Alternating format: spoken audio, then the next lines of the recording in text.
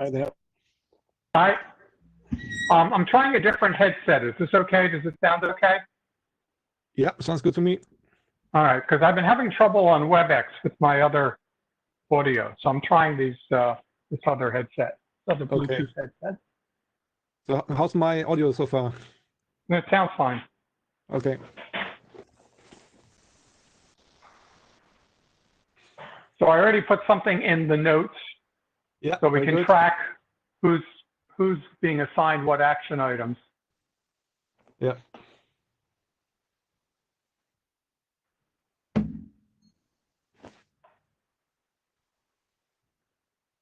Do we have anything to set up? I've noticed you already shared the chair slides. Yeah, I think we're good. So I don't think we have to assign a note taker. I can just do it or Okay, yeah, that probably. seems fine. Yeah.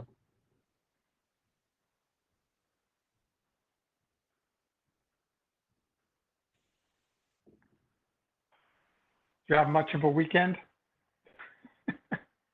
So we are currently remodeling our kitchen, so that's a bit time consuming. Oh my God. Yeah. So not very Well, much. can you go out to eat where you are, or what do you do?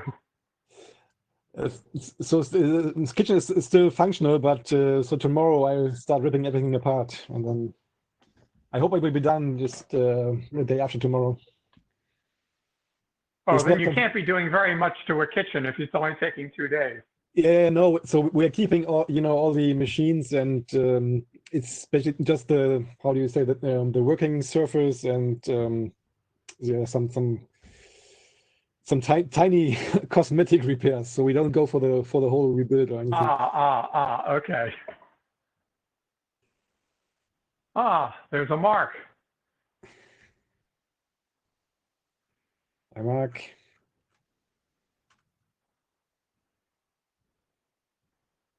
I wonder if we'll get any of the usual crowd besides the people who actually are involved in Flick. We'll see.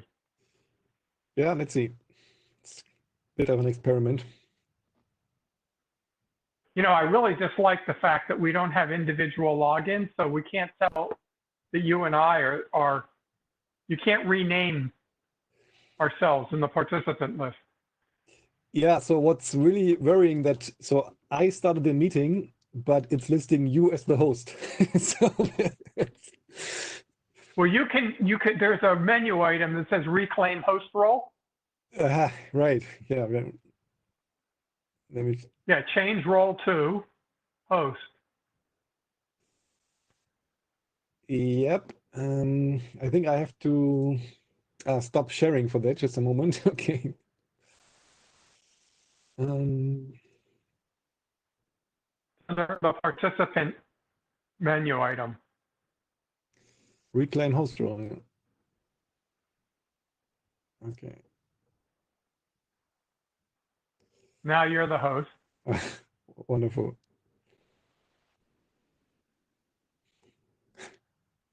And now you can represent.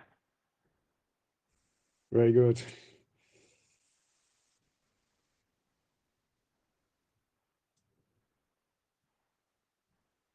So did we lose Mark, or what's going on? By the way, you're in PDF Expert, and you may want to hit the expand the window option. Okay. Yeah.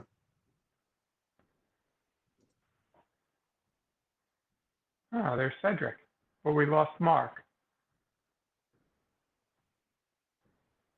Does it work to expand the? So I'm wondering what is, okay. That made it somewhat bigger. Huh. There we go. You still want it a little bigger because Yeah, that used to work better before. Let me try again. There's something. I think you might want to just hit the green, expand the window button at the top. Yeah, but then it's full screen, but that's not what I normally want. Okay. That looks right. Yeah, that looks, sure. Oh, but not quite right because the bottom of the slide's cut off. Yeah, no, wait a second, please.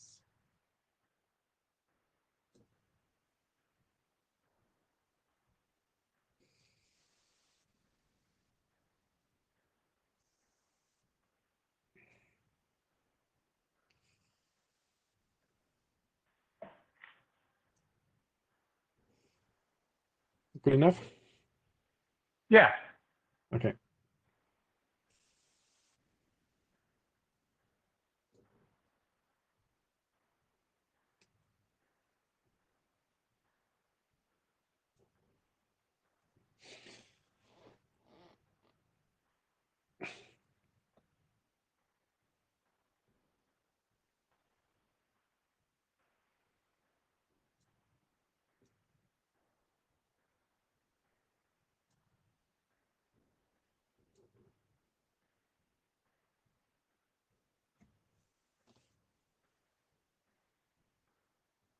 So it seems like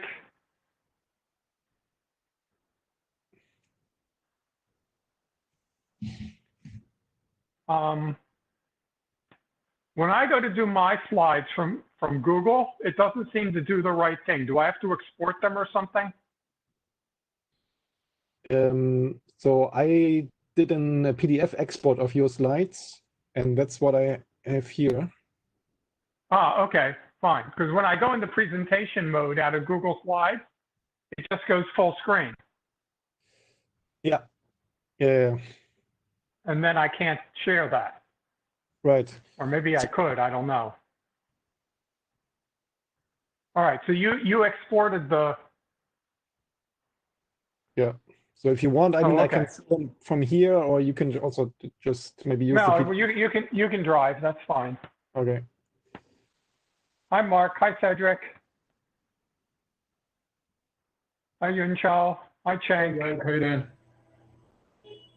Hi, Alex. Hello. Yes, there's my mute. Okay. We're still not quite at the top of the hour, so we'll wait for a few more people. And we need Christian and Yeah, Chris. I think Christian wants to join. And Chris Wood. Yeah.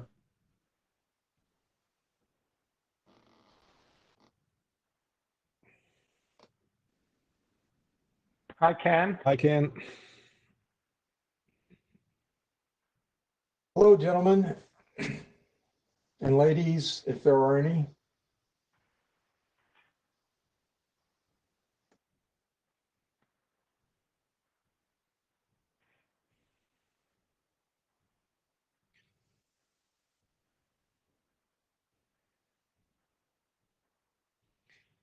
Yeah, let's wait 2 more minutes. We're waiting for 2 of the Flick co-authors.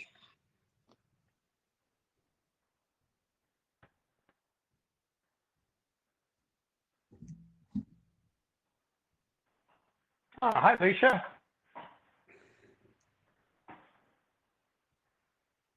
Hi, David.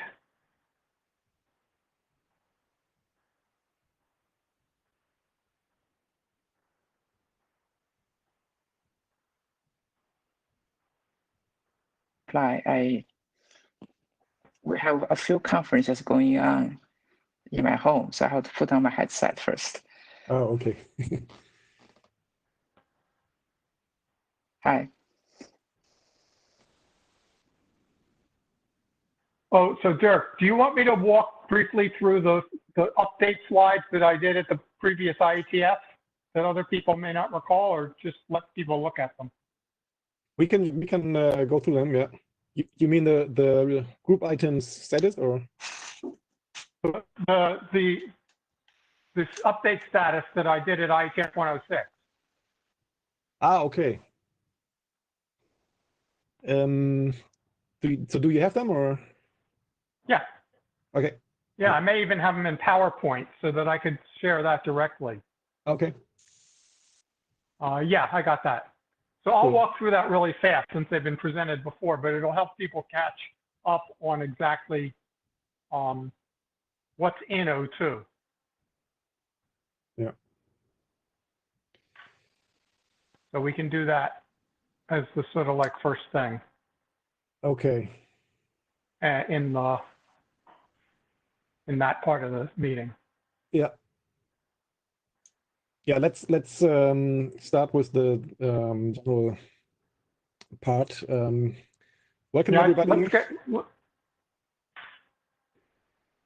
great to see you online. Would be nicer to see you face to face, but I think that's the best we can do. Yeah, I'm Dirk Kutscher. My co-chair Dave Oran is also in the call, and so this is a bit of a new experiment for an ICNRG meeting. So in the past, we have been doing these typical research group meetings with like all kinds of general presentations and work items, updates, and so on. And so this time we wanted to try something new and really focus on one of our ongoing work items, and that is Flick. So it's a bit a different style. Let's see how it goes. So if you haven't seen the link to the shared note-taking tool, that's the second thing here in the list. We also uploaded the slides to the data tracker. Regarding these instructions here, so I don't think we're going to be a very big group today. So I think we don't need to obey this WebEx plus Q minus Q protocol. So I think just use your microphone and we can have a more lively discussion, I think. But stay muted unless you have something to say. Yeah, absolutely. So yeah, just quickly, we are at the IRTF, so we're following the IRTF IPR rules. Let us know soon if you aware of any contribution or any also discussion item where you know that there is IPR on. And yeah, also check the privacy and code of conduct that the IRTF adheres to. So just quickly, the IRTF is the research sister organization of the IETF. So we're generally making standards. So we're doing research, and in ICNRG, yeah, we try to encourage, foster new experiments with ICN. And so the Flick topic today is also, say, one activity in this perspective. Quickly, if you are new to this, I guess not, but this is our usual ICNRG coordinates. So we have a wiki here where you also see the list of past meetings and also the coordinates for these meetings. Note taking for this meeting, I will just do that so we don't have to find somebody else today. And quickly, the agenda, that's yeah, really short because we really want to allocate most of the time to Flick, so discussing current status, next steps, and also assigning to-do items. If there's time in the end and people want to discuss something else, that would be fine.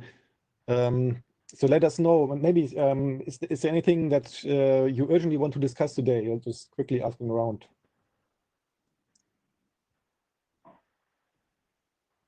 So in general, we try to make it so that so we keep the admin updates and all these things to the mail list, and really try to use the meeting time for discussion. But of course, if you anything that is important and you would like to talk about it, let us know. Just very quick update on what happened in ICNRG, just very short. So we finally published the taxonomy document, SRC 8793, deployment guidelines 8763. The disaster draft is in the RC editor queue, so about to be published. And the LOPAN draft is almost through the ISG IANA review. That took a bit of time. The NIS documents are also in ISG review, as well as Dave's QoS architecture draft. As you may have seen, we had a lively discussion on the IPOC draft that we last called earlier. Thanks everybody who contributed into that discussion. So we decided that, well, there has been substantial feedback that seems to and that we need to take another round on this. So we sending this back to the group now for a more substantial update. And finally, the time TFV specification has been updated. Please chime in the email thread on the mailing list. So we send out a call for feedback to adopting this. And this is also affecting a bit our core specifications. And yeah, so Flick today. If you're new to Flick, I don't hope so, but Flick is like one of the key technologies for ICN that are really important for publishing larger sets of static data. So in Flick, we're talking about manifests that are describing these file-like collections. And so it's a key mechanism that we need for many applications that deal with these larger static files. And also brings about, say, efficiency benefits that because you can basically treat the manifest as a signed document that points to hashed chunks of one file. And so it's widely used, or should be widely used in many static content distribution scenarios. And so maybe let me switch to the other slide set that Dave prepared, and just a moment here. So I'll just call next slide when we need it. This is going to be really quick. Yeah. So next slide, current status. wait. Hello? Yeah. Can you see it? Yeah. So here we are. So the work on Flick has gone in little bursts here and there, and then sort of goes on the back burner for a while. So we did a burst on it prior to IETF 106, and then put it back on the back burner. So it sort of like keeps crawling slowly toward being finished, but never quite getting there. So the current version has expired as a data tracker. We're not worried about that. We'll refresh it from the output from this meeting and any action items that we do. But I would like to go through in a minute the status from IETF 106 so everybody's up to date on exactly where the document is at the moment. Next slide. So the next slide just has all the resources you may need if you want to either get up to speed on Flick or use it. The spec is in GitHub, so we can use GitHub issues and other techniques for tracking changes and tracking issues. We have a Python implementation. There's a proposal for how to do group keying with Flick, which is probably pretty important and people should look at. And some initial thoughts that Mark wrote up on how to do key wrapping, so you don't have to re-key everything. You can do key evolution on when keying the manifest. And we have some worked out examples. Next slide. Yep. This will be in the meeting material, so you'll be able to refer back to those resources really easily just through the data tracker. So we're going to quickly go over what's the current status of the spec via these update slides, decide what we really need to do right now to get a refresh of the draft, and list of action items that we believe are necessary to happen before we go to last call, and have a victim assigned for each of the action items. So I think a reasonable goal, given that we're in August at this point, is if we can put a little bit of a push on and people do some work, we can get this document to RG last call before the next IETF cycle. So we're done there. If you'll give me the baton here, Dirk, I'll share this.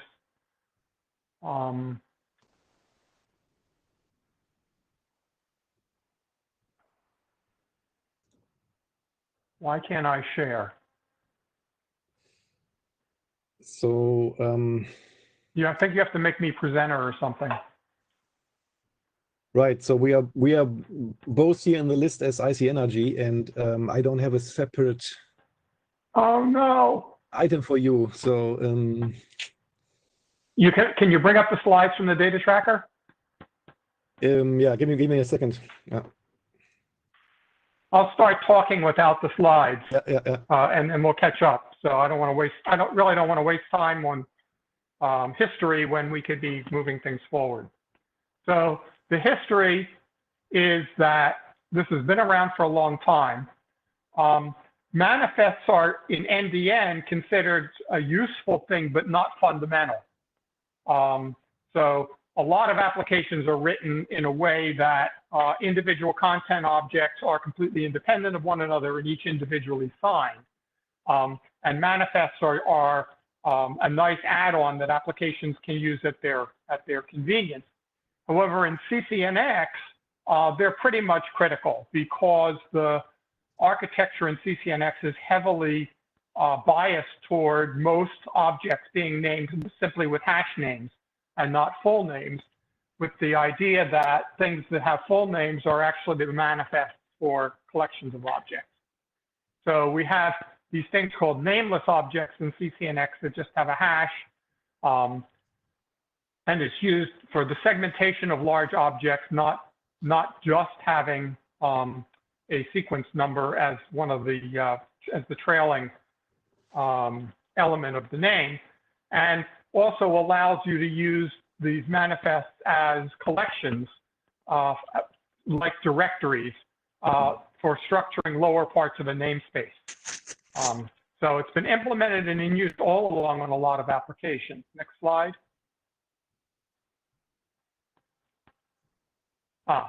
So some things haven't changed from the last time we went on. All the basics are still there. Flick still has the metadata in the manifest and encryption keys. This is a very important thing to point out. Your signatures on manifests are expected to be in the same key, domain, and trust schema as the data itself for signing manifests. But our expectation is that you may want the encryption keys on manifests to be different from the encryption keys used for data for a whole variety of reasons. But one is that you may want forwarders to be able to read manifests even if they can't read data in order to do things like prefetching and instrumentation of data flowing through them. Next slide.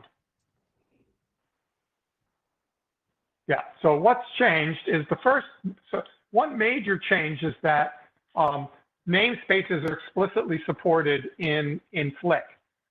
So you can have a hash-based namespace, a single rooted namespace, or a segmented namespace, and those can be used for a variety of things. So for example, for just getting at pieces of a single object, you can use the nameless version with just the hash names. Single prefix allows you to have a manifest that names a single object that then points to the other ones. And a segmented prefix allows you to have every name be unique, which is what you might want to use for a collection like a directory or some element of enumerating the members of the lower part of a namespace. So each hash group, which is the sort of fundamental data structure, can have its own namespace. Next slide.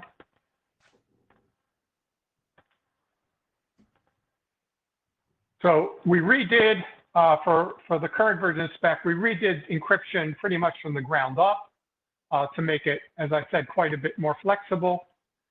There's no information leaks in the manifest. So anything that might have problems with privacy, we believe, are covered by the encryption of the manifest. And in place, it supports in-place encrypt, decrypt, so you don't have to do data copies.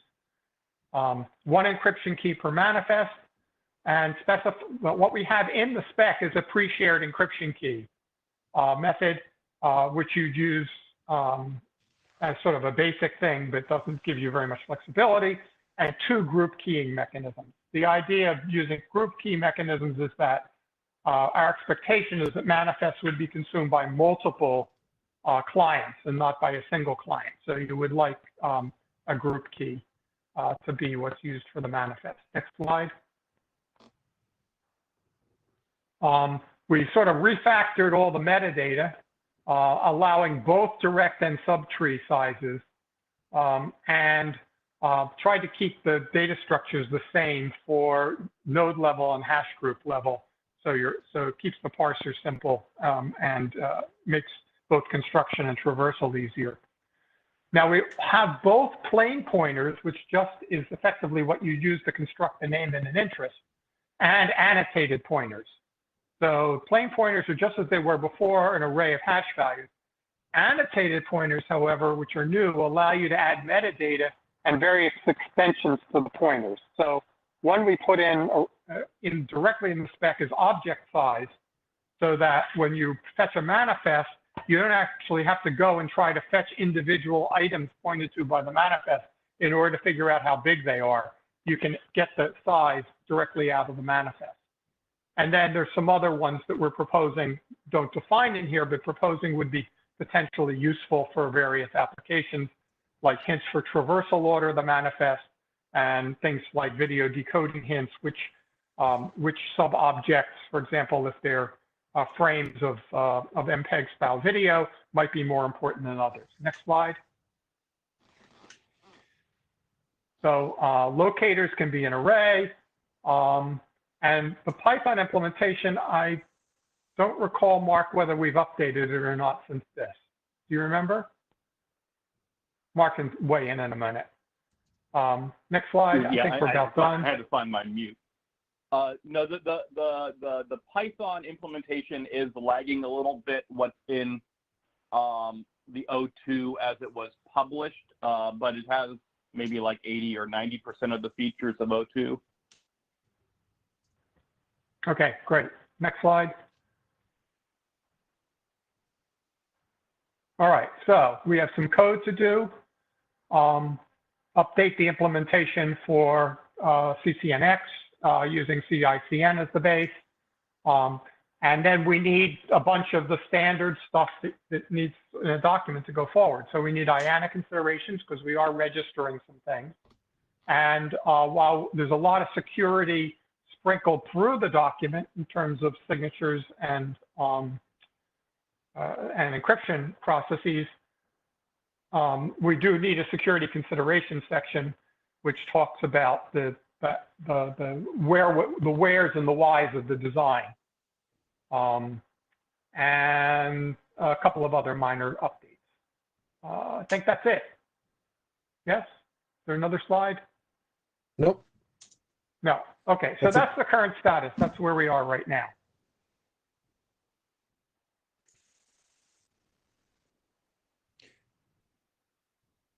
Okay. So how to move on? Do we does anybody have any other ideas or leftover items that we forgot to talk about?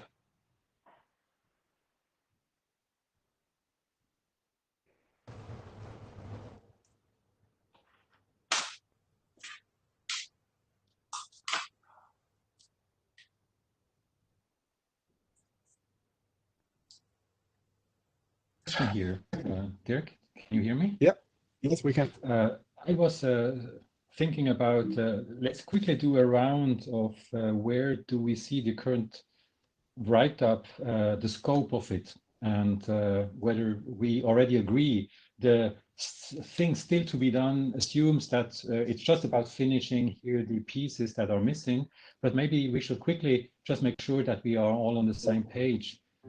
What I observe is that it has become quite complex to some extent, that with these segmented prefixes and the idea of having even directory style, it almost looks like a kind of a file system snapshot. It is not only a single file-like collection, it is now a file system-like collection thing, and there is a lot of security that has come in, whether for me it's not so clear how much has to be included or whether it is sufficient to just have the hooks.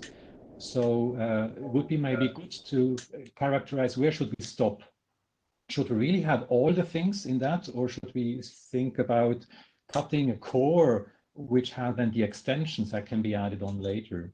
I'm putting that just as a questions, and maybe especially the last two having worked on that burst, Dave and Mark could maybe comment, but also the others. What is the feeling about that?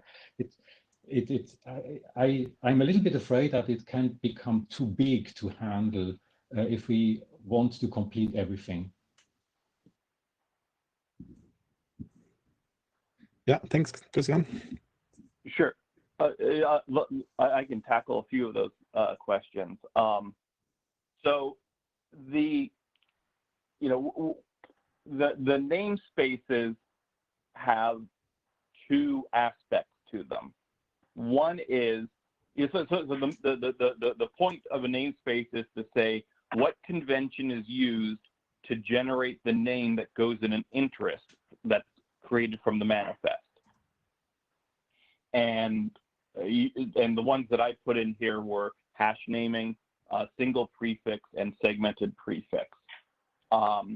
Those are independent of whether the thing you're talking about is a single file or multiple files or what have you.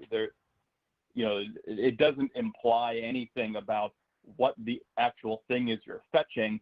They just govern the rules about how you make the name of the thing that you're fetching.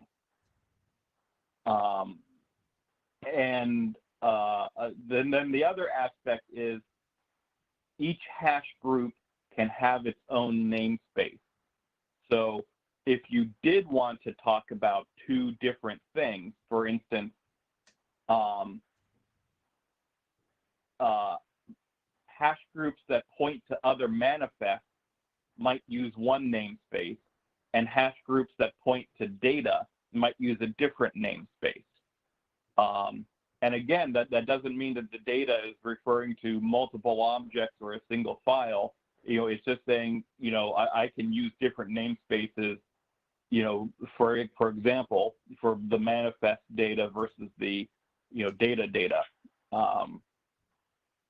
Did that help clarify that point for you, Christian?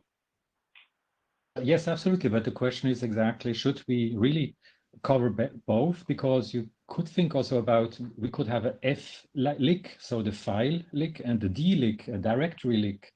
If we only are working with hashes, we avoid some of the problems that come with going to D-lick. We have, for example, potentially loops in the manifest, right? You're not building a tree anymore. There could be loops. And that is one other point where then we have to discuss about the security. Your algorithm about parsing a manifest depends on the data provided by potentially malicious slick writer. And I didn't see a section on that. From experience on implementing the first flick for myself, this is one of the headaches I had. So that is what I put on the table. Should we really go for the full thing, or make sure that we are already comfortable with, for example, only hash-based one, and then see whether we can, how far we can go, but maybe in a different document? Okay, so maybe also to clarify, the different namespaces, they're all hash-based names. So everything is still a hash pointer. It's a question about how do I construct the prefix for that hash. And whether you're going to use like, routing hints or, locators or all that sort of stuff. So the namespaces govern how do I make the name that goes in an interest to retrieve a hash, but you're always retrieving a hash. I see. So you think there is no loop, for example, just to take an example, we can't have loops in what is constructed. It's really the prefixes are just decorations.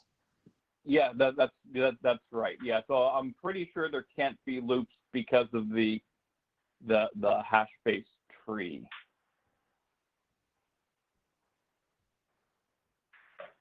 Sorry, that's not, well, I haven't thought about it much, but That's not obvious to me. If you're going to take an arbitrary prefix and stick a hash on, a hash content hash restriction with it to construct an interest, I don't see why you can't have loops.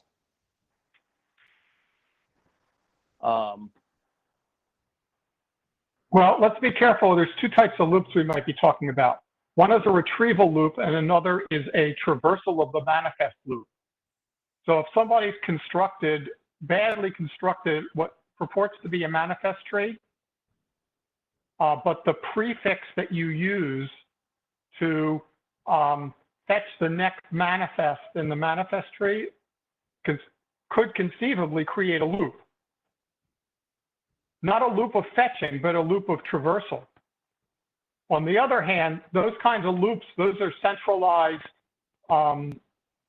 algorithmic loops of iterative code. So they're trivial to find and declare as being wrong, right? It's not like a distributed loop that screws you completely. Yeah, I'm still not, well, I'm still not sure that you could construct a hash tree. So the Flick manifest is still a hash tree. If you ignore all the decorations for how you create the name for it, it's still a hash tree, and I don't know how you would have a child node point to its parent, because the parent can't be created until after the child is created. Right. So, okay. But that's intuition. I haven't proved anything or whatever. Well, but so sorry, I just because I thought the parent hash includes all the pointer hashes that are in the manifest. Is that right? Yeah. Yeah. Okay. I get it. Yeah, that's right. Because manifest trees are built, they're traverse top down. They're built bottom up. Yeah. But I do. Sorry. Go ahead, Mark. Oh, okay. I was going to switch to addressing Christian's second point about encryption. But let's work out this hash thing and namespaces first, if there's more on that. So we can do that, but I want to come back to sort of like the essence of Christian's question, which is, if we're making things more complicated and putting features into the spec on the faith that somebody might want to use them, and nobody in fact wants to use them, Occam's razor might lead one to the conclusion that we should not put them in yet. And right. I think that's an open question. It's an open trade-off. I'm obviously on the side of some of these things going in, because I've always been of the opinion that manifests are really pretty deep and fundamental in an ICN architecture, and hence they're not just for dealing with single large segmented objects. Right. They're used as a way of explicitly organizing your namespace as an adjunct to the hierarchical structure that the application creates. Yeah. So as far as the namespaces, CCN would prefer to use the hash-based naming, in a lot of situations, and NDN would prefer to use the segmented prefix naming. So every data object has a unique name. That's my understanding of the NDN preferences. Is everything should have a unique name, and we want these manifests to accommodate what's the typical usage of the protocol. And I wrote up ways that I believe NDN could work with all three different types of namespaces, but we need to support what the preferred way of naming data objects is, in that protocol. So I think that just to support the diversity of ways that people use these things, having, at least the two namespaces of hash-based naming and segmented prefix naming, need to be in there. Maybe you could throw out the single prefix name if you wanted to do that. So I sent a bunch of comments to the list, which were linked in. But let me, my high level impression from reading this O2 draft was, I think it seemed like it suffered a little bit from trying to abstract from the differences between NDN and CCN. And there were places where by the end of reading it, I couldn't quite figure out what a namespace was. Okay. I mean, I had the general idea that Mark just described a minute ago, but I didn't know, for example, well, there was a bunch of stuff that I was still unclear about, and it may be because, I didn't realize there was a Python implementation. I didn't look at that, but I got I think I said this in my comments that I felt like maybe there was stuff that I should have known and didn't before looking at it. But when at the beginning, when it said inode, the inode model, I thought, okay, great. That's a simple, very useful building block capability. But then as I read the document, there were all these options and possibilities for ways to use the thing. And that it made it harder for me to understand what actually was there and wasn't there. And right. Well, remember that inodes for blocks of files are different from inodes for directories. So we're sort of smushing. Inodes are not inodes in terms of their actual bits on the disk are the same, but inodes as interpreted by anything that uses them are different for pieces of a file from a directory. Yeah, I understand that, and it just seems to me like it's kind of not necessarily a good idea to smoosh those things together, or at least if I'm building an application, do I put my directory hierarchy in my manifest, or do I put it in the namespace? And how do I decide that? I mean, I don't know. I guess right. I'm arguing maybe along with Christian for a simple thing to get started and get more experience with building applications. So Ken, thanks a lot for your comments. That was really great to get those from you. And yeah, it might be better to have the inode analogy in the beginning, and like all good analogies, keep it short and simple and not try to carry it through the whole document.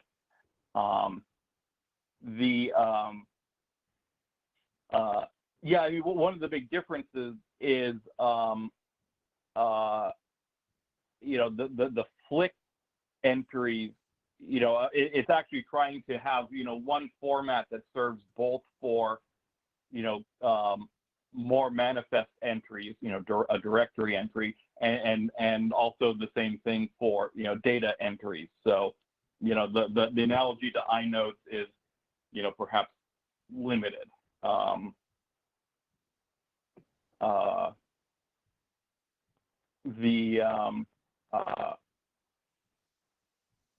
Okay, can I ask a probably dumb question, and this might be in there, somewhere, but if there's a hash pointer, okay, a hash value that's inside a manifest, can I tell by looking at that whether that points to another manifest or to application data? Yes. How? All pointers are inside hash groups, and hash groups are explicitly marked as being manifest pointers versus root object data pointers. Correct?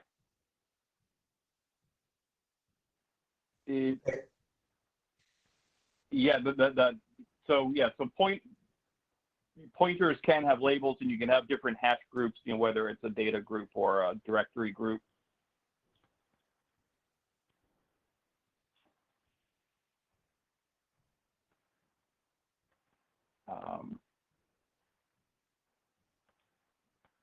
So two things occur to me in this conversation, because we're sort of talking about two things at the same time. One is, can we be confident that if we strip down to just the basics that we had before we added all the goop, that knowing what the goop we've added is and how we did it, can we split the document in two pieces such that we have nice, all the goop for namespaces and annotations and all that other stuff, in fact, can be done as add-ons, as opposed to having to have two completely or three completely independent manifest formats, right?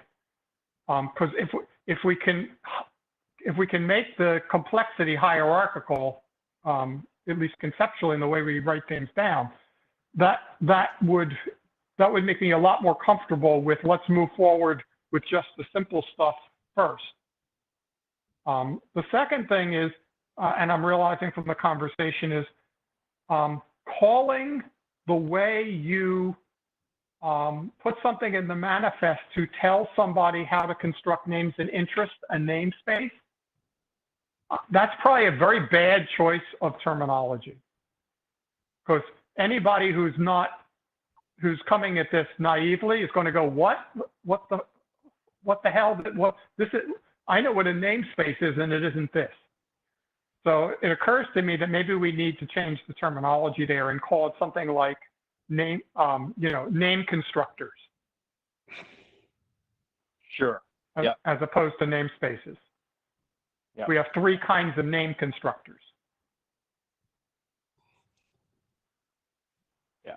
And to more fully answer the question about can you tell whether it's a manifest or a data? Not necessarily. So, in the simplest manifest, you have a single hash group and there are hash pointers, and you don't know what you're going to get until you get it. Well, sorry, but then is there some kind of magic number? I guess you got to, are the types guaranteed to be distinct from any application data? I don't know how you tell once you get it. Yeah. When you actually retrieve the thing, you'll be able to tell this is application data or this is a manifest. The only issue is whether you have to fetch it first before you know what you've got. Right. So a different way of constructing this is to use one hash group for data and one hash group for manifests, or you could interleave them. You could have multiples of each type, or to use annotated data pointers where it's not just an array of hashes, but you have an indication about whether this hash is a data pointer or a manifest pointer.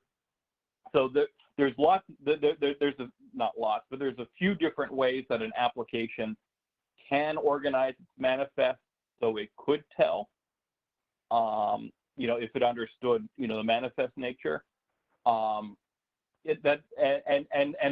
application can organize its manifest one way, but a consumer doesn't need to actually understand that it was constructed that way. It's just going to keep, walking the tree and retrieving data pointers. So even if it doesn't understand, it could still fetch the whole thing.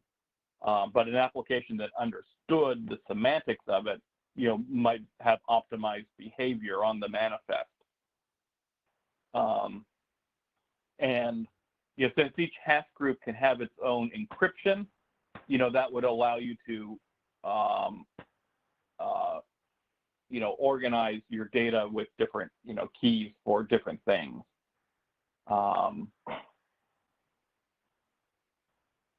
So, we had talked about, like only doing like the super basic encryption in this document.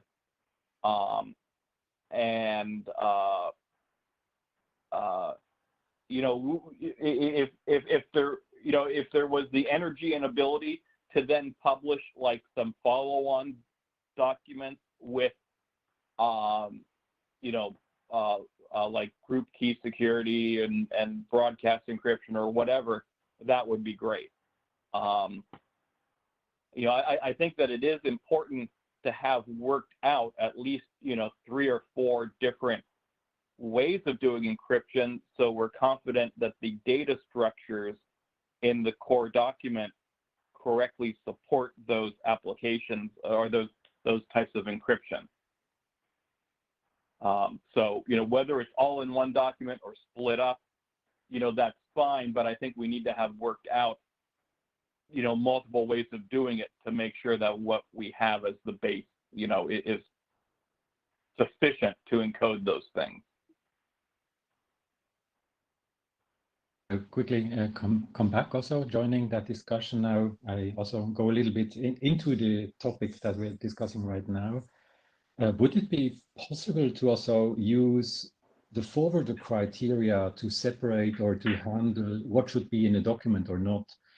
All the directory related discussions might not be really digested by any forwarder, while the pure hash-based tree, that might be still in the reach of a forwarder. So I'm thinking here really in terms of trying to split the file system style document and then keep exactly as Dave already played out. We have only one level of inodes, and it's now a different level of looking at what is inside these things collected by an index table or inode.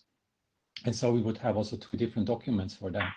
One that only looks at the inode level without knowing anything about directories, but the forwarder could make benefit of that. And everything on top of that, what is then typically called a logical file system, would be handled differently in a different document. What do you mean by? So Christian, let me ask you a question. Can I ask Christian a question here? Yeah, yeah. Yes. So one of the things that I found useful in applications is to be able to give an application hints about various things like traversal order and importance. Would you consider those things to not be part of the base spec?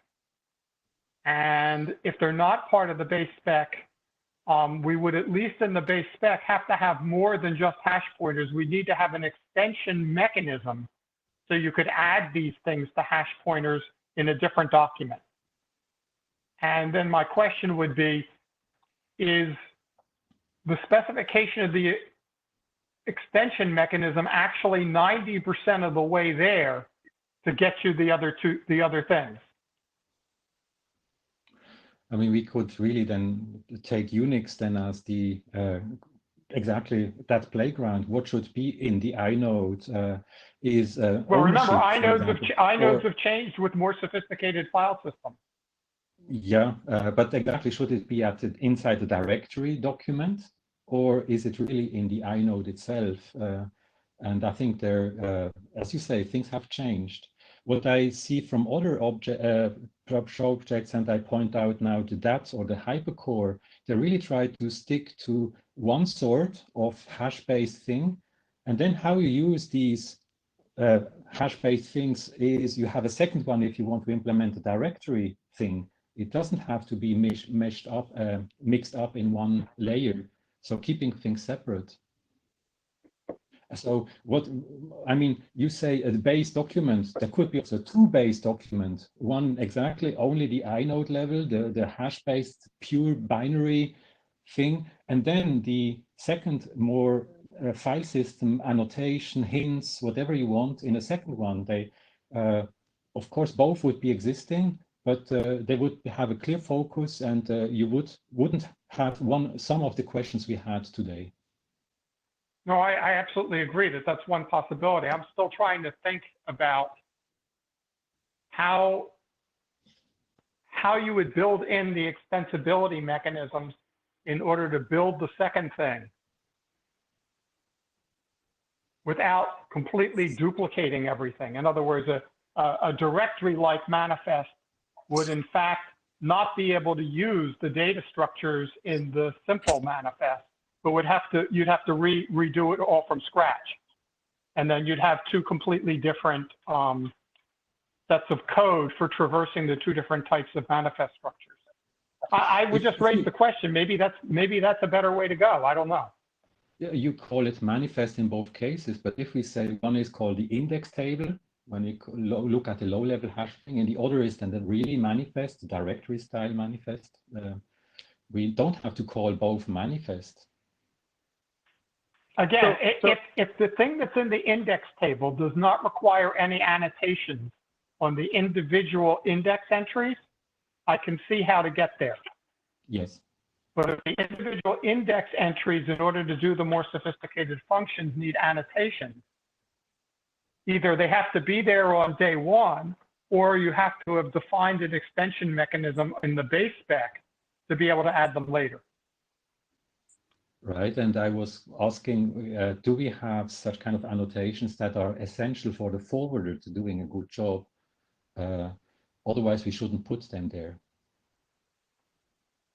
Well, forwarders don't need to look at manifests at all. Yeah, forwarders would, I mean, the simplest thing is the manifest is opaque to them. I thought about the signing. That was one of the arguments. You sign one, let's call it index table, and you don't have to sign all the leaf data nodes, data objects, data blobs. Well, right. that's for the application. But forwarders don't check signatures anyway. Okay.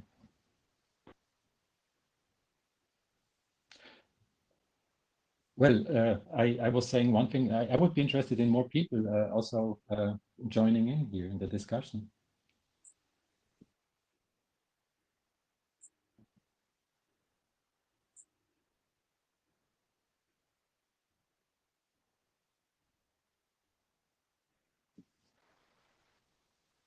I mean, this is now starting to become work and trying to solve the work while we are discussing. I mean, we had some use cases of manifests that you can do deduplication, that you can extend. And the question is, if we think about splitting the document, can we really then assign these use cases, or how we wanted to use Flix, really in which of the documents they belong? So that is something that would have to be done if we go for a document splitting. It was, for example, relocating or moving a complete, let's call it Flick now, a pure Flick to some other repo or provider.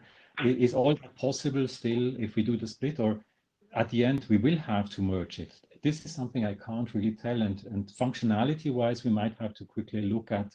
But I understand Dave has basic objections of inefficiency if we have to redo the same thing twice. Right. So my intuition here is that we could probably break off some of the stuff around what's now called namespaces, and we might change to something else, and a few of those things. But if you think about the index table entries or pointer annotations, I don't see how you add them later. So I'll give you an example. The one that we define is size, right? That's a really useful thing to have on day one, so that you don't have to fetch something before you know how big it is. And so that is also those a sorts source of of things, concern, the size, because you might be cheated. You might have a malicious information sitting there, and that is really application. Well, I mean, if your producer that's generating the manifest is malicious, I say you have deeper problems than him lying about the size of things. Yes, yeah, but you could link in a directory to an object you thought was kosher, and then suddenly you might have problems. The producer itself usually does. This wasn't the generator of the content. Well, you shouldn't be traversing things in a manifest signed by a producer you don't trust, right? It could be, I mean, we call it malicious. It could be also by accident, some programming error. It's your application consuming manifest has to safeguard against, because it is really data driven application, it will do the traversal as mandated by the manifest, more or less. So yeah, but I can play those games without even adding size. I can just put bogus pointers in the manifest, so the application estimates how much data it's going to get, and it's wildly wrong because there are all these extra useless pointers in the manifest. I mean, is it better to not have any indication of the size and just, you know, have to always go for the worst case, or, you know, in like the 99% of the cases where people are doing it the right way, you know, have these hints that actually help? Is there a possibility to have the metadata really as a shadow? It would be really only, let's call it at a directory level. You have a kind of a second manifest with all the size information that is then compact. Instead of having one tree where every node is annotated, you have two trees, one with the raw bits and the other with the raw size information. And that this raw size information can be much more compact. It is a kind of a companion. You can consult it or not. That's an interesting idea. Of course, then you may need 2 round trips to get anything, and most of the data is actually in the hashes themselves, and that would all be repeated. No 2 round trips. You can send off the request in parallel for the size information and for the first top level manifest, the bits.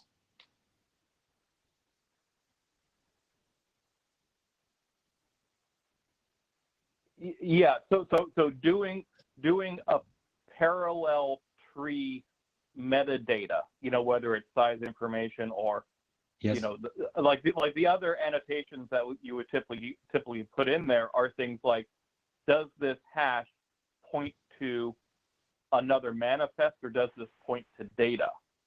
Or things like, you know, time codes, or, you know, other things that might help you pick the right thing to choose from. Yep. Sure, that's another way of doing it, and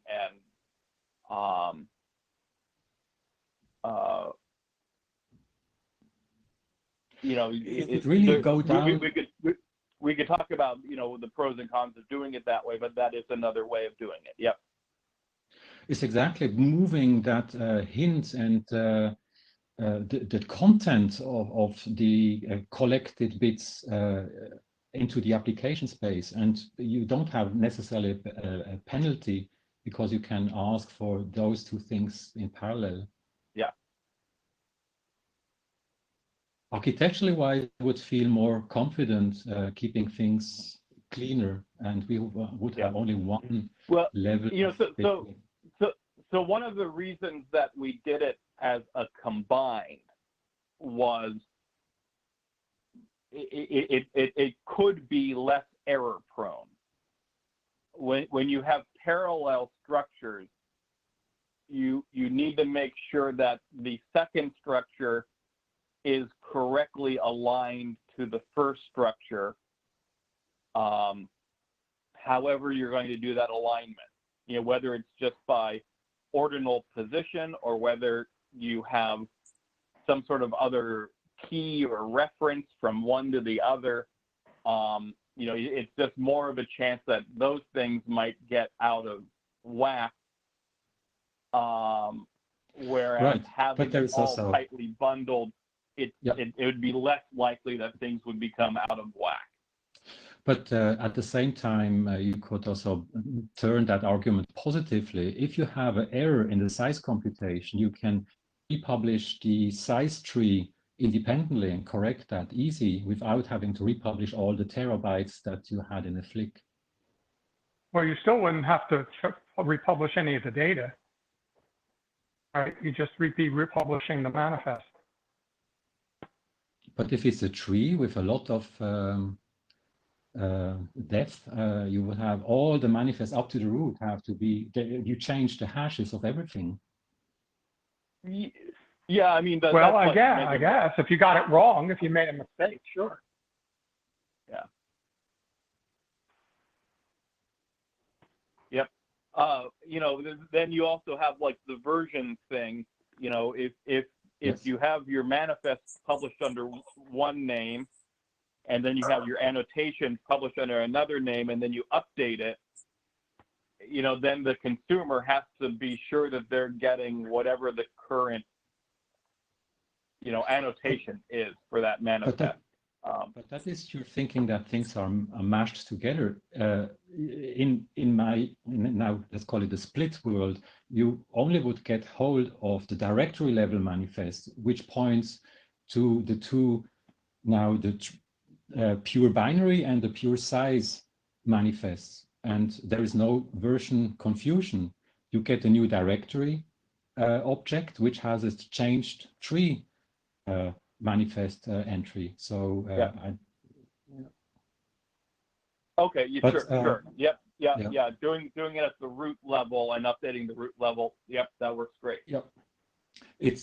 But the dangerous thing is here we are inventing while we discuss the solutions. I'm not sure we should do that. I was starting with the scope discussion and trying to see, are we really confident that we're on the right path or should we have a round of checking the potential split or whatever other kind of trying to reduce to something that is not controversial, let's call it that way. Mm-hmm. Right. Yeah. So one topic is the annotated pointers versus the just array of pointers, and the other is the naming convention and or tags in there. Sorry, Mark. Are you now listing issues that we should discuss next, or what we just talked about? I'm confused. Well, I'm trying to enumerate, kind of what are the topics that are in the O2 draft that might fall into this bucket of did it get too complex and we want to simplify it. Okay. So I would, sorry, if I could just, the way I think about that is there's the question of how do I get the contents of this file-like object? And then there's the sort of hint of arbitrary metadata that could be stuck in the manifest, which is what I came away from the O2 draft with, which is what kind of scared me, right? Mm-hmm. So that's the part that I would argue strongly ought to be separated out from this thing. And I like that last suggestion of having a pointer in the top level thing, and maybe you even have a top level manifest and then two different, I don't know, a directory or something.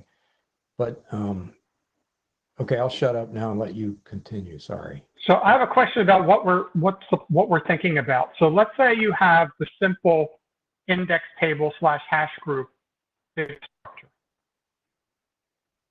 that doesn't have any annotations on the individual array entries. What's the proposal for the separate thing that would contain, for example, a size annotation? Because they're going to be potentially, if there's n entries in a hash group, they're going to be n size entries in this other data structure. So you line them up somehow by array index or something in a separate data structure. I'm sort of lost. Well, yeah. So there'd be a bunch of different ways of doing it. That might be getting too in the weeds. But that's why I'm saying there's issues about how they might get out of sync that you have to be careful about. What I'm, maybe a related question to that is, if we just have the simple hash pointer manifest with no annotations, in this top level manifest that says this is the data and this is the annotation, how does it say that?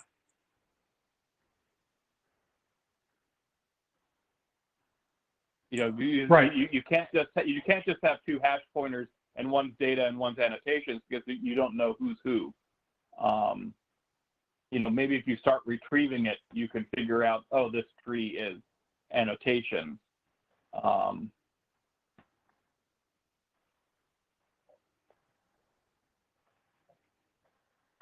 Yeah, well, we don't have to design it here. Exactly. That's for sure. The meta level would be, should we start a kind of investigation? Can we do the split, or do we lose so much that we should stick to the current O2 version and maybe just then discuss point by point what should be sticking there? So that is my proposal. So one thing, the split. So one thing I think we could split out is what's been called namespaces, right? In other words, the basic document assumes you know how to construct an interest name and fetch things when all you have are the hash pointers. And the second document says maybe only allow it in a top-level manifest, which limits your flexibility somewhat, but not a lot. That says, you know, this top-level manifest has this extra data structure that contains the name constructors. So I can see how to pull that apart relatively easily, because that's not the same order of data duplication as you'd see in something that might want to be attached to every single array entry in a hash group.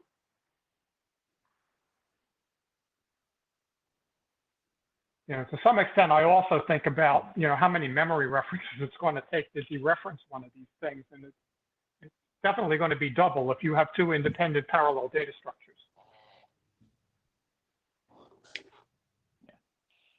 Yeah, you know, one path, you know, we tried to avoid was saying there, ignoring the annotations for now, but just talking about what I called namespaces, is not having a different schema for a root manifest versus a interior node versus a leaf manifest.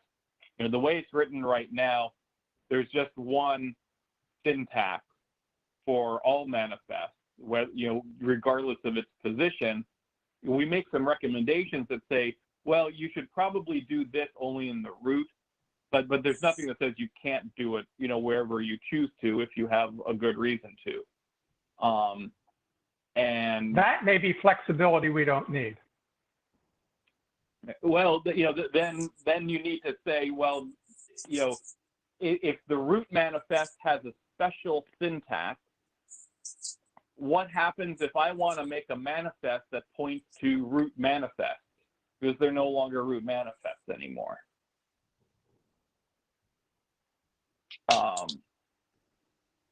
Isn't that at that point a different type of thing, like a directory? Yeah, maybe it is. Maybe you have to say you can never make a root manifest pointing to another root manifest. You can't enforce that, but you could say don't do this. The directory tree if you can't do that.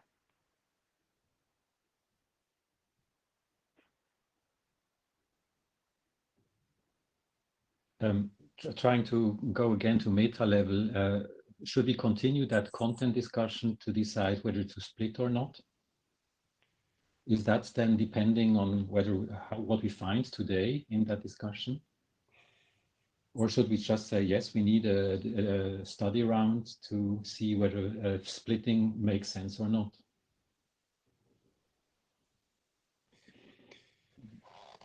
So, Christian,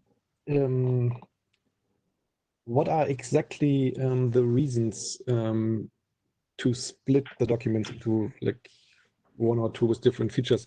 Is it because you think the features are controversial and we're not quite sure that which one we really need? Or is it just the complexity argument that we may take too long to get them written up correctly?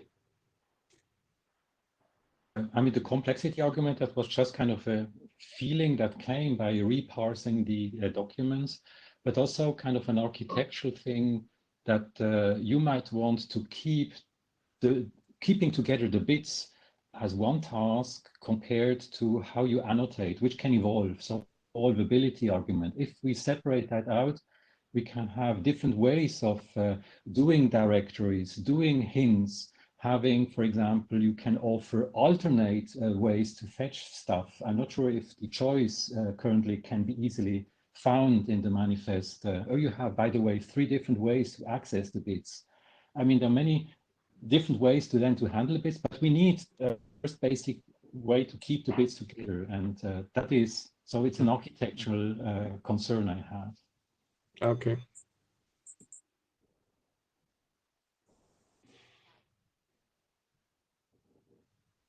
Right.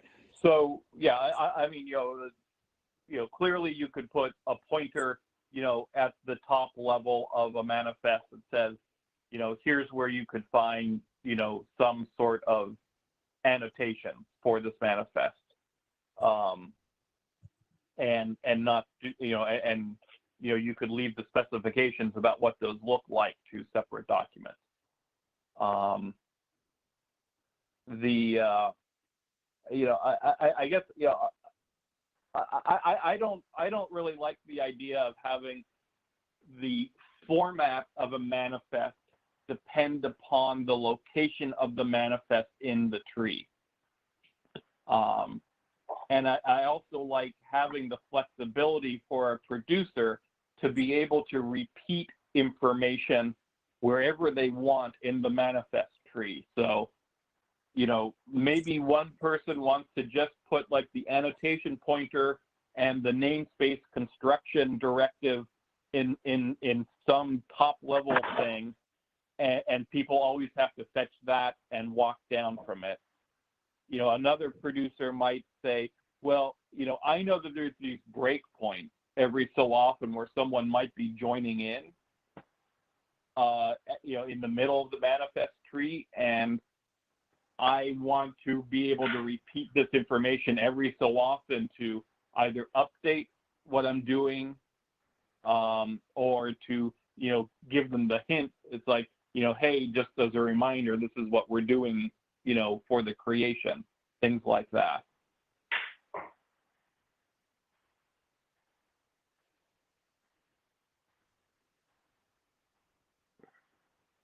You are back to doing the study that I'm suggesting we should do in the coming weeks right now.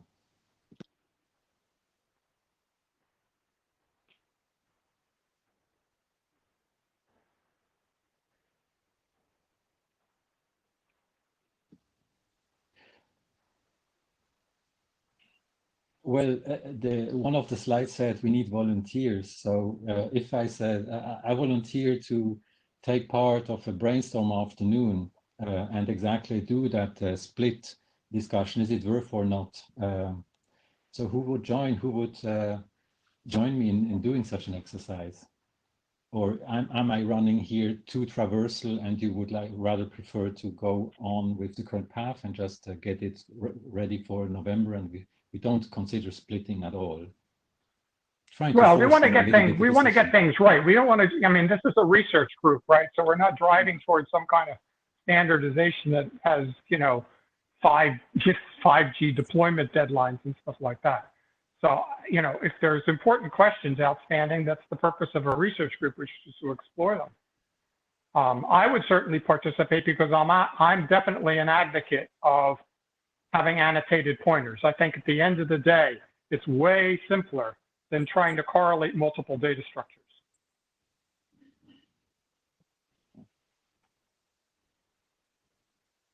I feel less strongly about whether things like what we're calling namespaces have to be in the base document.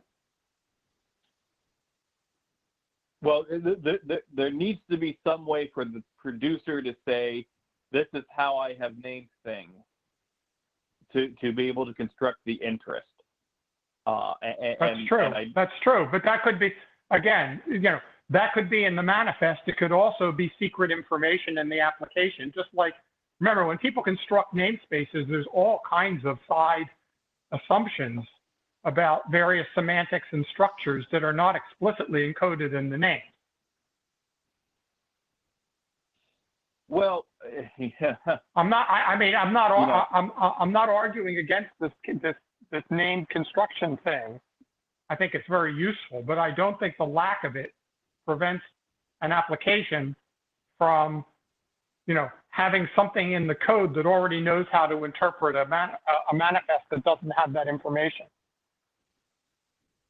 well, I guess that's the, every app has its own data and no apps share it, between themselves view. Right? Okay, sure. If every producer can use their own namespace construction, and I have to know how every producer is secretly doing this, I just don't see how that allows sharing. So It doesn't. It doesn't.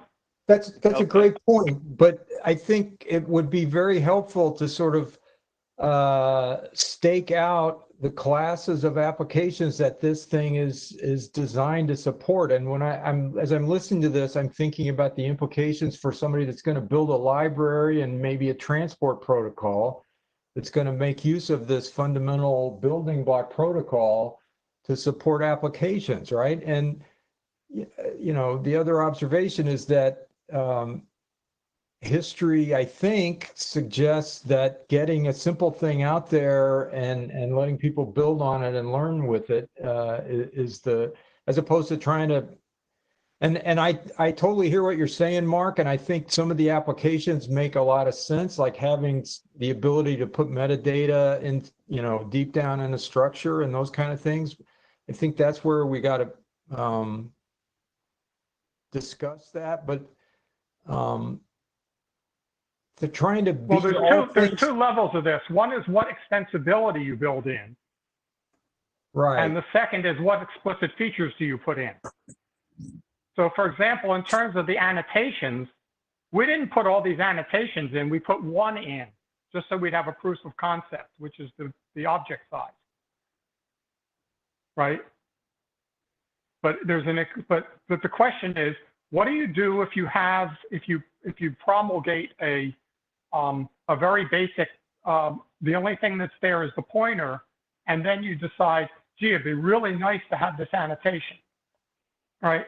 Then the only architectural choice you have is a parallel data structure because you don't have the extensibility built into the simple thing so that you can extend it.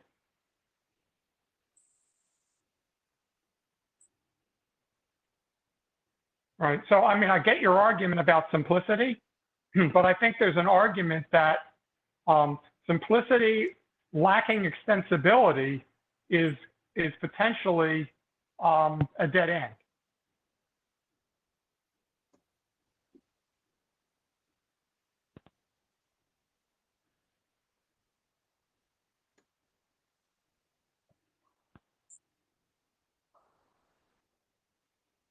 I'm hearing dead silence. Yeah.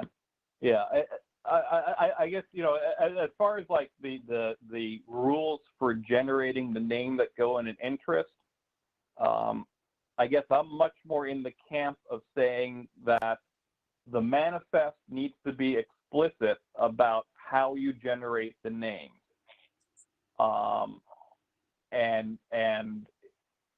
Because once it's out there, I don't necessarily know what application generated it.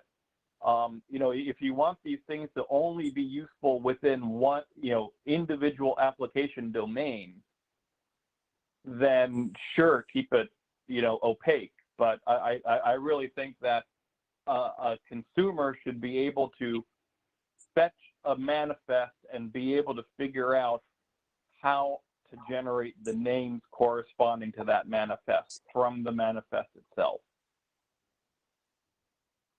What do you think, Christian? Trying to organize my conceptual space, what we're trying to do. If I try to compare the hash-based world, let's call it, this is the world's hard drive. And how many different file systems can you put on top of that? Because that is what is the interest name generation. There might be different ways to do that. I see your argument about sensibility. Where should it be?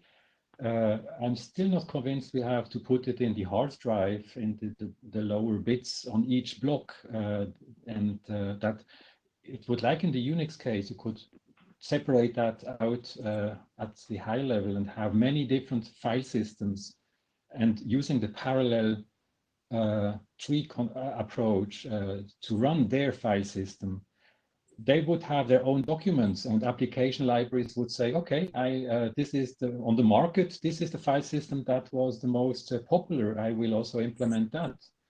So Christian, let's get away from the file system argument, because every modern file system had to redo inodes from scratch because the base inode didn't have what they needed. Inodes for ZFS are different from inodes from APFS, that are different from inodes from HFS Plus, and none of them was able to leverage the fact that back at the ext2 days, there was a simple inode. They didn't layer it on top. They redid the inodes on the on-disk structure.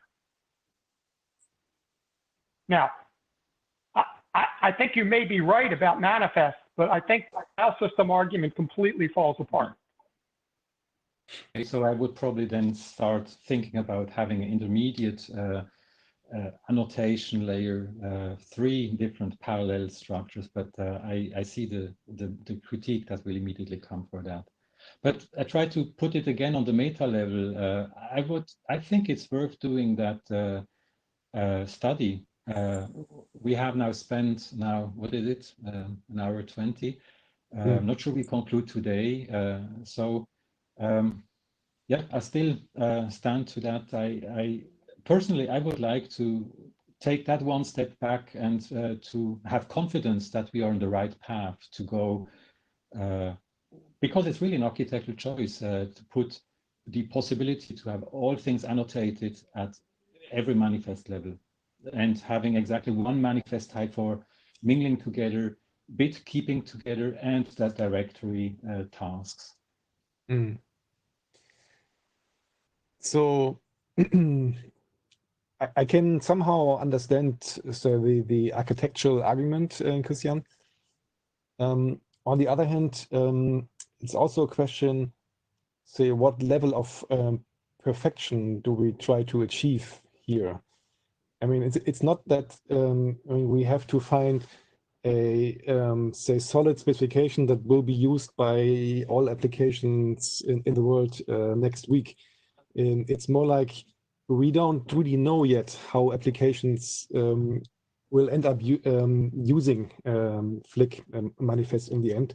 So what I think are interested in is enabling more experiments, enabling more people to build applications and play with Flick manifests, and that could be an argument to produce, say, one specification now that allows you to do all these things in like different ways, so that we have this flexibility built in.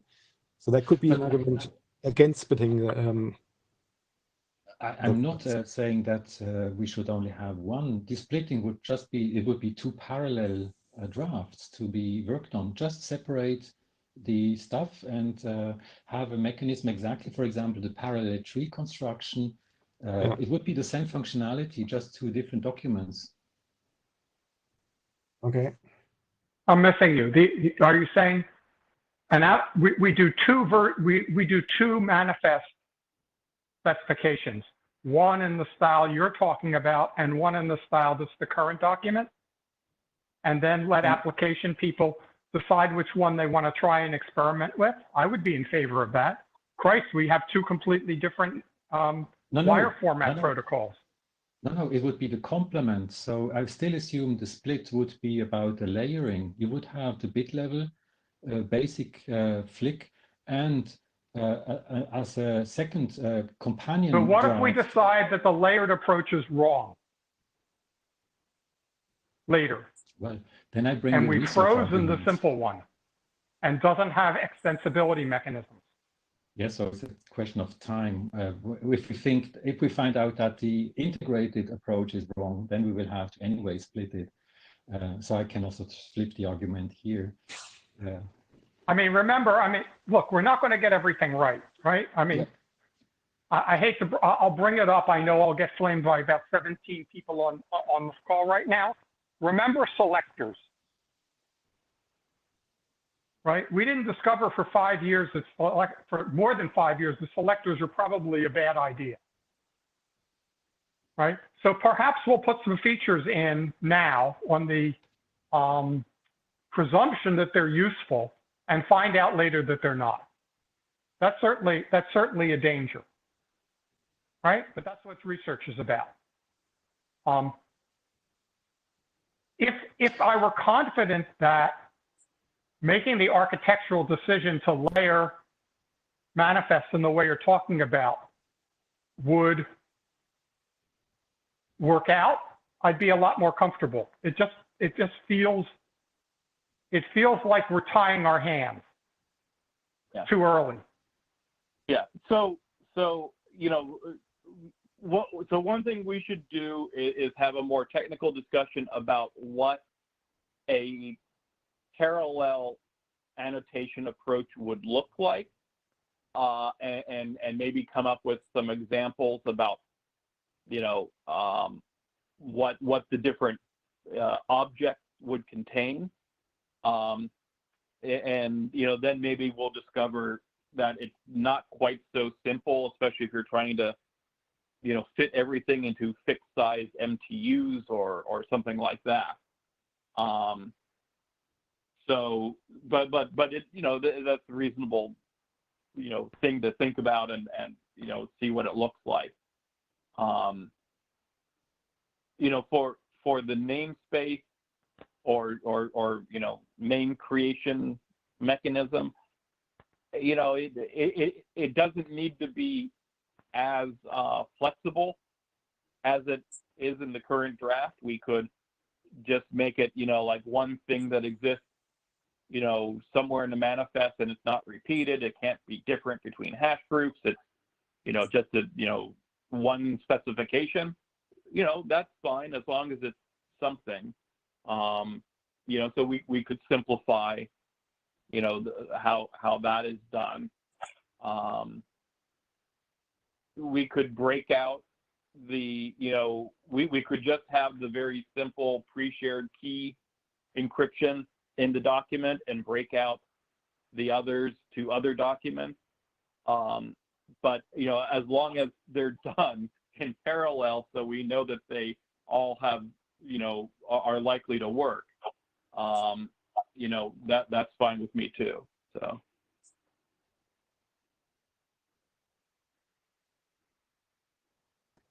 Yeah, I mean, one of the things that has to go into the conversation, of course, is that we've worked very hard to get the signing and the encryption so that it's simple and works. So if splitting things up in 2 layers complicates encryption, or doesn't complicate encryption, that makes it less of a burden. But if it turns out that it makes encryption harder, that's a counter argument, right? So that's something to look at, right? Whether, you know, if the basic thing can be signed with a different key from the annotation, what does that mean? Is that a feature or is it a bug? Yeah.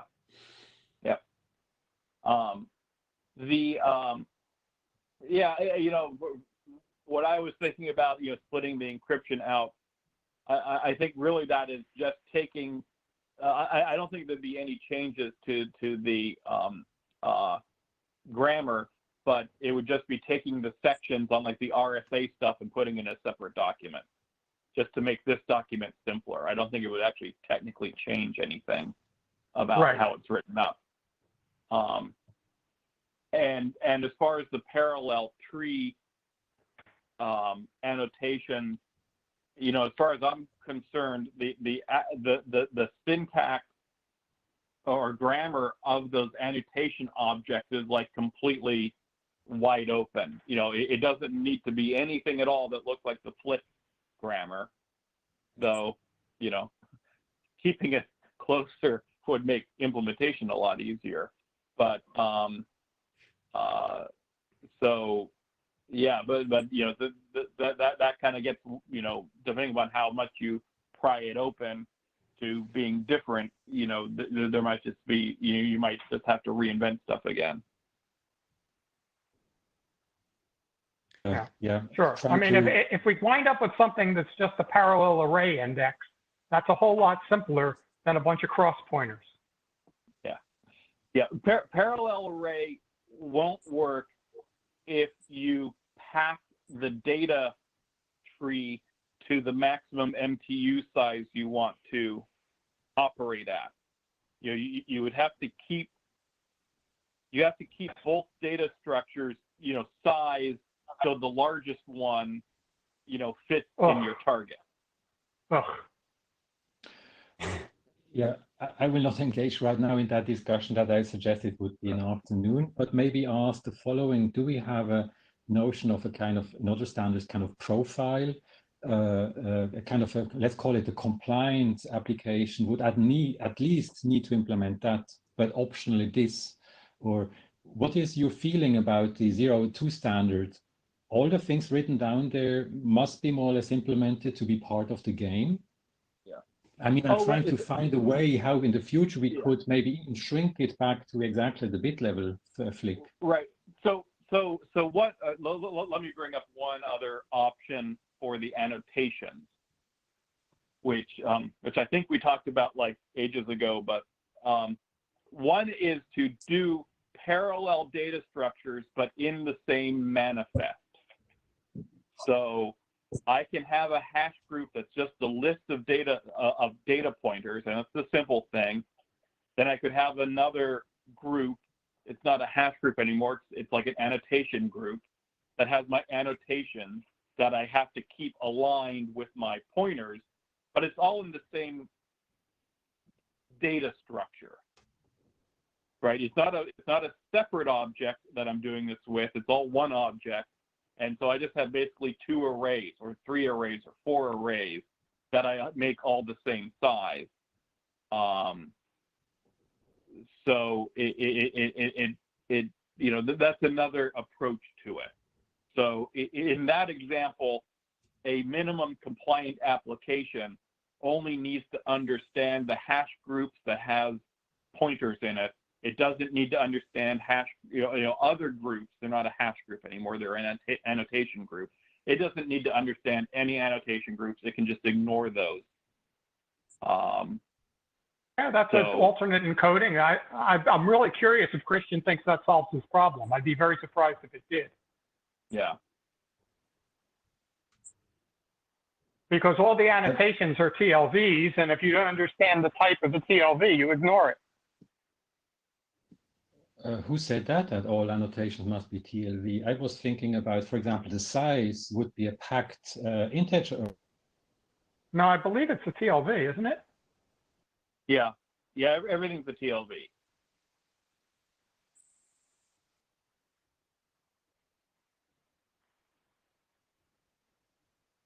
Well, between those two approaches, I don't have a preference. I'm happy to look at what the implications in terms of code complexity and performance would be, because they're semantically equivalent. Yes. Yeah. Yeah. But Christian, do you see a difference between those two coming from the point of view you're coming from?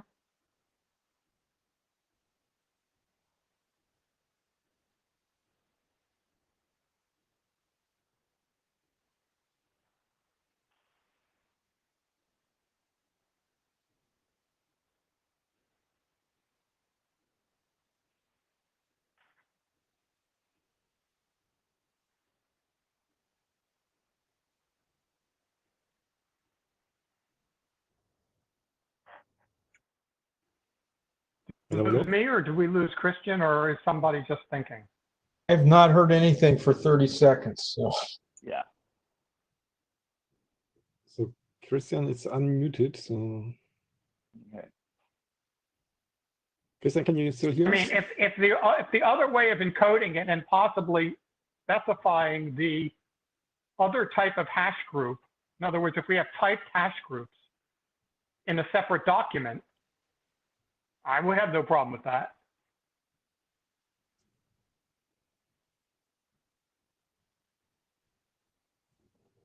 Yeah.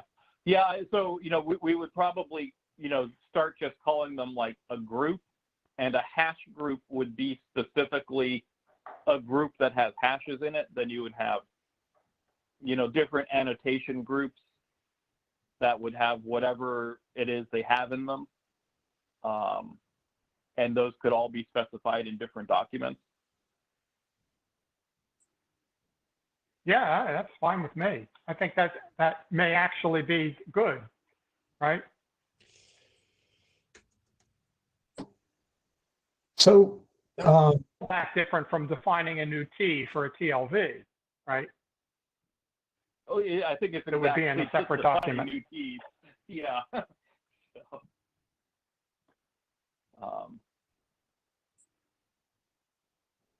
Yeah. I mean, from a code efficiency standpoint, it seems to be a wash if you run two arrays off the same index in parallel and pull things out, or if you traverse an individual array bucket with, you know, with a lower level data structure, right? Those two things seem fairly equivalent. It'll be pretty close. You know, it'll be, you know, well, yeah.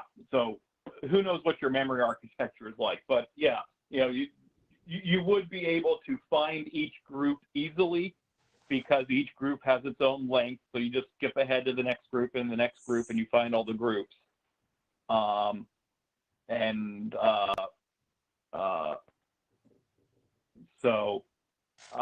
Yeah, I think either of those is workable, but it doesn't.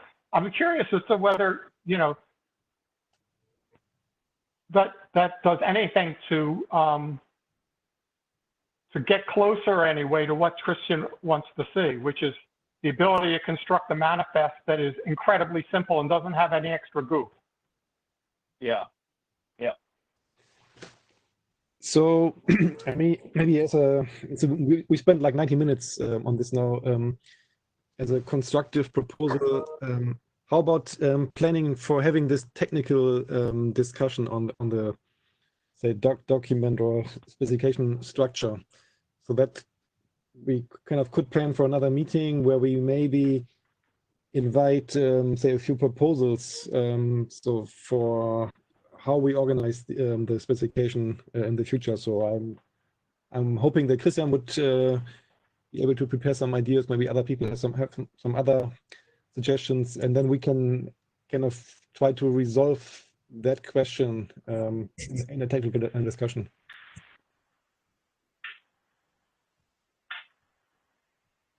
Yeah, by the way, it would be really helpful in that discussion to have some input given, now that I look at who's on the call, Yeah. if some people who have built NDN applications would weigh in on what they would like to see, if anything. I mean, some people build NDN applications without using manifests at all.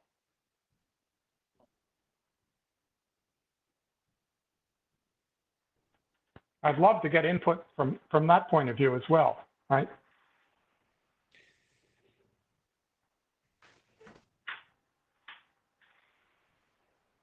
Yeah, so I was thinking we seem to have exhausted the kind of discussion of, say, different say preferences and potential pros and cons.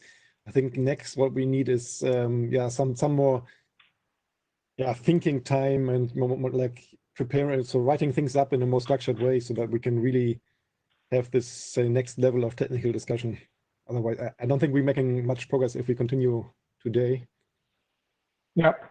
So here's a suggestion.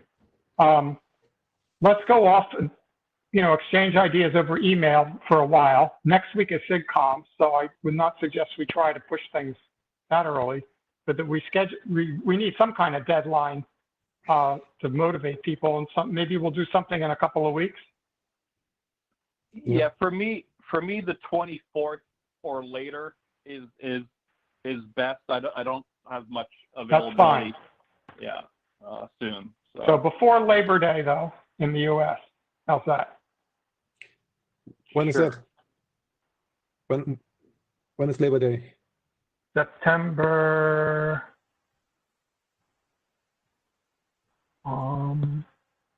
Monday in 7th? September, Dirk. September 7th. Ah, right. Okay. Thank you. So what I'll do right now, while it's fresh in my mind, is I'll write an email to the list, kind of describing some of the, describing the different ways of doing annotation that we talked about, and a separate email talking about, the namespace, the name of namespaces and different ways of handling that problem. Yeah. My suggestion is we call them name constructors. Yeah. Because that's what they probably are. It's a bunch of stuff that tells you how to construct your name. Yeah. Or name templates or something. Yeah. Yeah. I like constructors because it's codey. Sure.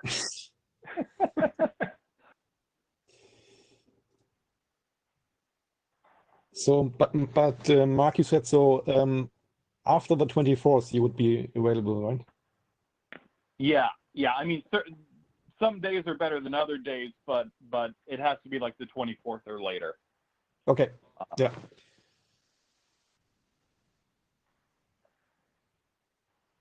So any input, there's a whole bunch of people who have been monitoring the call who haven't said anything. Here's your opportunity.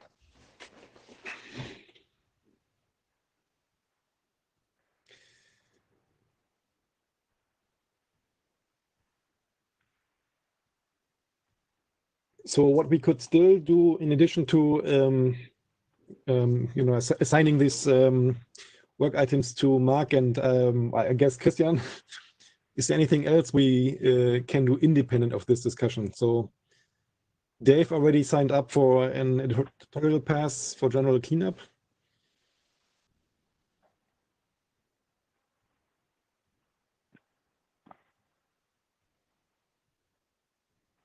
Is there anything else that can be done independent of the other discussion? Be nice if somebody signed up for IANA considerations and security considerations. So those are probably relatively independent of some of the things we're working on.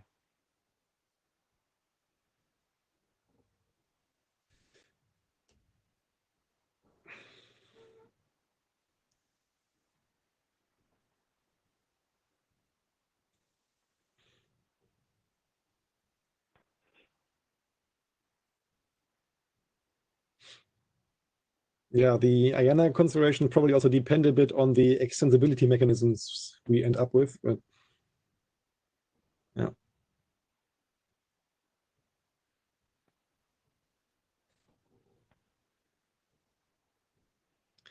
The other thing, so independent of draft related things that could be useful is of course more implementation experience. So there's the Python code by Mark. I guess Christian has his own code base. Which is of course completely outdated by now, and I'm quite frustrated with the C. I would also go for Python right now. That is the best way to prototype. Yeah.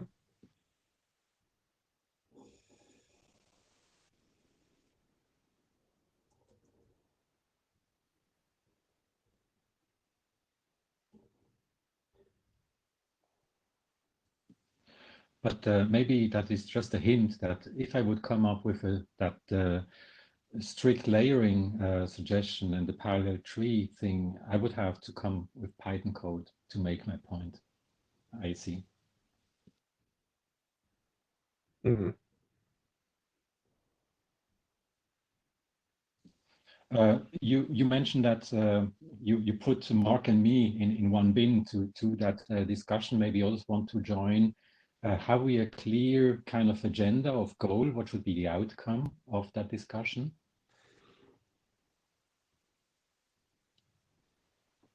I think the outcome should be ideally some kind of consensus how we want to structure the Flick specifications or the specification in the future. So that means okay, so a very document-centric agenda. I see the point. Yeah. Well, I mean that all the way you structure the document also depends on, say, the architectural or technical approach you apply. So I think it's both. You know, I think that there's, you know, several distinct conversations that could be had. One is how we want to handle annotations, you know, technically. And another is how we're going to handle the name constructors. And then another is how, you know, given the choices that we make, how are we going to organize the document or documents to describe all that? Mm.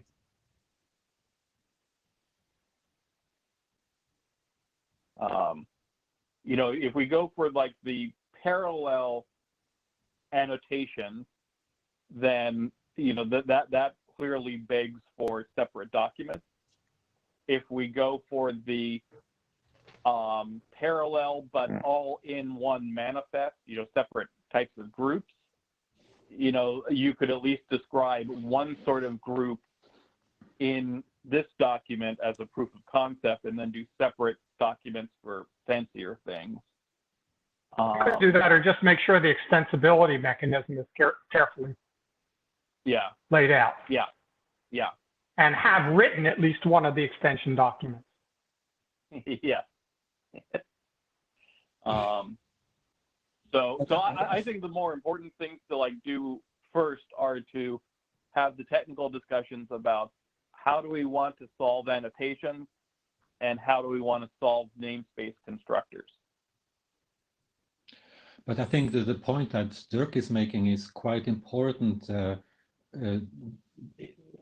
Although we do the technical discussion, it has to come up with a recommendation, even if it's a first feeling. Probably it's better to go with one document. That's the correct path to continue, and not forget that outcome of the meeting.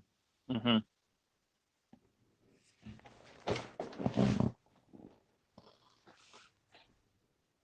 Okay, I was just asking about whether we are clear about what the goal is of that meeting.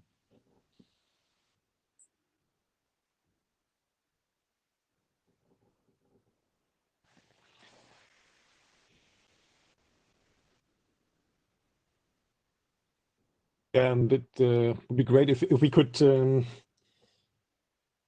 prepare this a little bit on the mail list by exchanging a few ideas first. That would be really useful. Okay, maybe I then will try to write up a manifesto, trying to express why I come to that conclusion. A manifesto about manifests. Maybe do that. Okay, I take the point.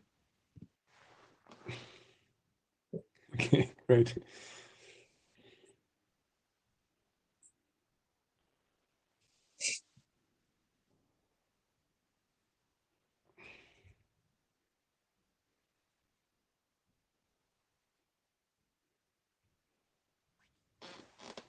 All right. Sounds good. Yeah, I think the discussion actually really helped to understand this concern and so the different options that we have in front of us. So thanks a lot, everybody. So looking at the clock, it's here 1946. Is there anything else on Flick or the manifest topic at large that we should discuss or at least bring up to not forget about?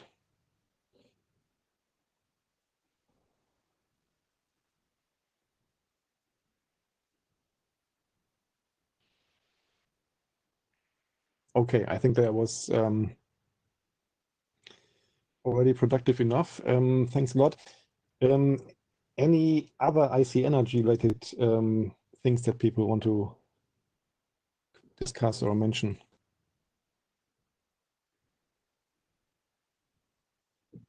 So from our perspective, so Dave's and mine, we would suggest to continue the discussion on time TLV and so on the list. Yeah. And yeah, I think with that we are done. Thanks, everybody, for hanging in here. It's an important topic. Yeah, thank you very much. Well, Thank you for pushing that and yeah, for organizing the discussion. Okay. Ciao. Hope to see you soon. Yeah. Bye. Bye. Bye, everybody.